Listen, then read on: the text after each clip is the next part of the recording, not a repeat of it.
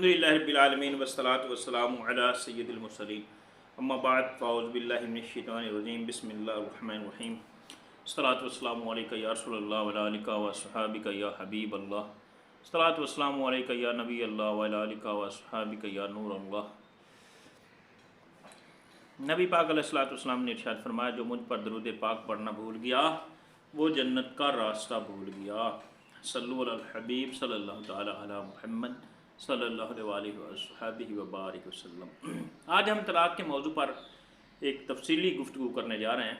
تو طلاق کے حوالے سے ہمارے معاشرے میں بڑی عجیب و غریب رسوم پائی جاتی ہیں کہ طلاق ہو جاتی ہے، پھر وہ برادری والے کہہ کلا کے منت ترلا کر کے لے آتے ہیں کہ نہیں یار یوں نہیں ہونا چاہیے، گھر اجڑ گیا ہے، بچے ہیں، وہ ہے، یہ ہے۔ اب یہ حلالہ بھی نہیں نکلواتے، کیوں کہ نہیں غیرت گوارا نہیں کرتی۔ بھئی آپ کی غیرت اگر اتنا ہی گوارا نہیں کرتی طلاق کیوں دی؟ ہمارے بھی اسی طرح ہوا ہے، میرے جاننے والوں میں اسی طرح معاملہ ہوا۔ میں نے اس کو بڑا سمجھایا کہ یار آپ جو ہے نا یہ مطلب ہے کہ اس کا حلالہ کروا دیں اور اس کے بعد آپ اس کے ساتھ نکاح کروا لیں اور حلالے کی جو جائز صورت بنتی ہے اسی حساب سے کروا لیں، لیکن وہ نہیں مانے اور اسی طرح چل رہا ہے نظام۔ زنا ہو رہا ہے سر عام، مطلب کھلے عام، کوئی احساس نہیں ہے، کوئی ٹینشن نہیں ہے، کوئی پرواہ نہیں ہے۔ طلاق بدعی کیا ہے؟ طلاق بدعی کی درج ذیل صورتیں ہیں۔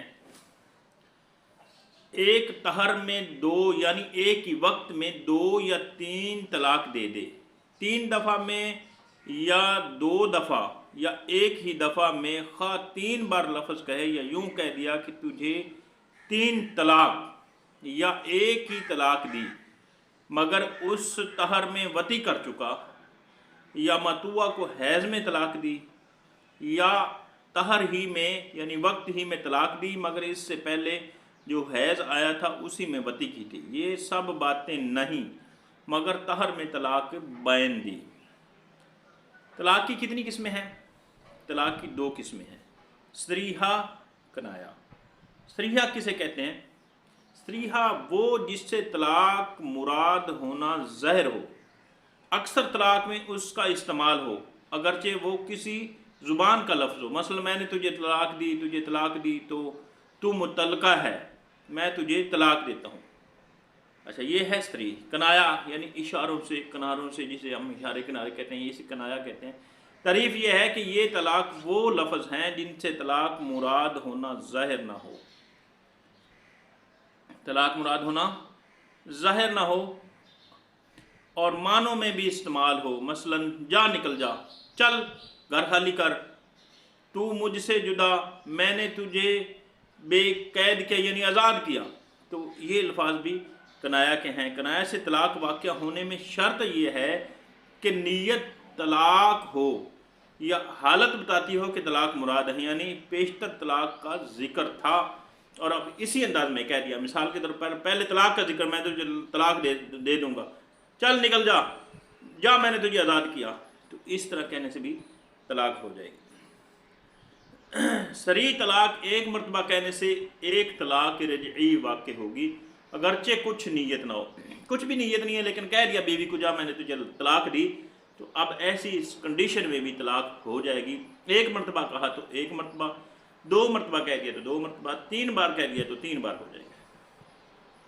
طلاق بین کب واقع ہوتی ہے؟ یہ مسئلہ غور سے سنیے گا۔ عمومی طور پر کنائیہ سے طلاق بین ہو جاتی ہے، اس طرح جب طلاق رجعی میں عدت گزر جائے تو بین ہو جاتی ہے۔ وہ کون سی طلاق ہے؟ جس میں بغیر نکاح کے رجوع ہو سکتا ہے۔ اگر بیوی کو ایک یا دو طلاقیں رجعی دیں تو عدت کے اندر بغیر نکاح کے بھی رجوع کر سکتا ہے۔ ایک طلاق یا دو طلاقیں دینے سے اب عدت کے اندر ہی بغیر نکاح کے رجوع ہو جائے گا، اب نکاح کی ضرورت نہیں۔ اگر عدت گزر گئی تو پھر نکاح دوبارہ کرنا پڑے گا۔ طلاق رجعی ایک یا دو دی ہیں تو اس میں رجوع کیسے ہوگا؟ سوال ہے، یہ جواب اس کا یہ ہے، طلاق رجعی میں رجوع کا طریقہ یہ ہے کہ متعلقہ بیوی سے ایام عدت میں یہ الفاظ کہے کہ میں نے تجھے پھیر لیا یا رد کیا یا روک لیا، یا عدت کے دوران شہوت کے ساتھ چھوئے یا بوسہ لے یا جماع کرے۔ بہتر پہلا یعنی زبان سے رجوع کرنے والا طریقہ ہے۔ وہ کون سی طلاق ہے جس میں نکاح کرنا پڑتا ہے؟ ایک یا دو بائن ہیں تو رشتہ ازواجی قائم کرنے کے لیے، یعنی ایک یا دو طلاقیں دی ہیں تو رشتہ ازواجی قائم کرنے کے لیے طلاق دینی ہوگی، ضروری ہے، کیونکہ طلاق بین سے عورت نکاح میں نکل جاتی ہے۔ اللہ پاک ہمیں عمل کرنے کی توفیق عطا فرمائے، اس مسائل کو سمجھنے کی توفیق عطا فرمائے، آمین بجاہ النبی الامین وصلی اللہ علیہ وسلم۔